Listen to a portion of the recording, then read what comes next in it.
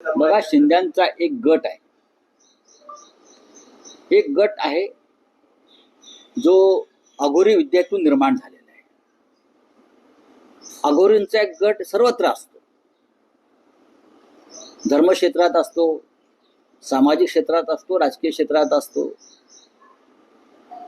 त्यांच्याकडे फार गांभीर्याने पाहण्याची गरज नाही, कारण दिवस रात्र ते अघोरी विद्येमध्ये गुंतलेले असतात. दुसऱ्याचं किंवा राज्याचं नुकसान कसं होईल आणि माझा कसा फायदा होईल ही अंधश्रद्धा जरी असली तरी दुर्दैवाने महाराष्ट्रात जे आम्ही पुरोगामी म्हणून मिरवतो त्या आमच्या पुरोगामीपणाला डाग लावणारी कृत्य समोर येत आहेत. आणि कोणत्या प्रकारचे लोक देवेंद्र फडणवीस यांच्या कॅबिनेटमध्ये आहेत.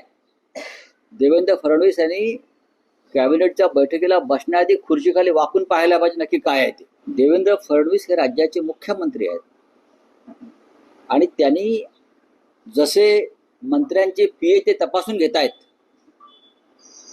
तसे त्यांनी मंत्री सुद्धा तपासून घेतले पाहिजे. हे असे अघोरी विद्येमध्ये रममाण असलेले मंत्री महाराष्ट्राचं काय भलं करणार. आणि ही अघोरी विद्या जी सुरू आहे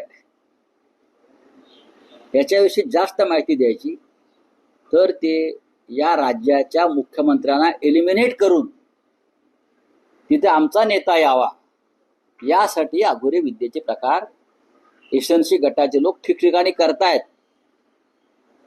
हे मी वारंवार आपल्याला सांगितलंय. माझा विश्वास नाही, मी अंधश्रद्धाळू नाही, पण हे समोर येत आहे ना. म्हणजे कोणत्या मानसिकतेमध्ये या राज्याचं मंत्रिमंडळ आहे. अर्धे मंत्री आहेत,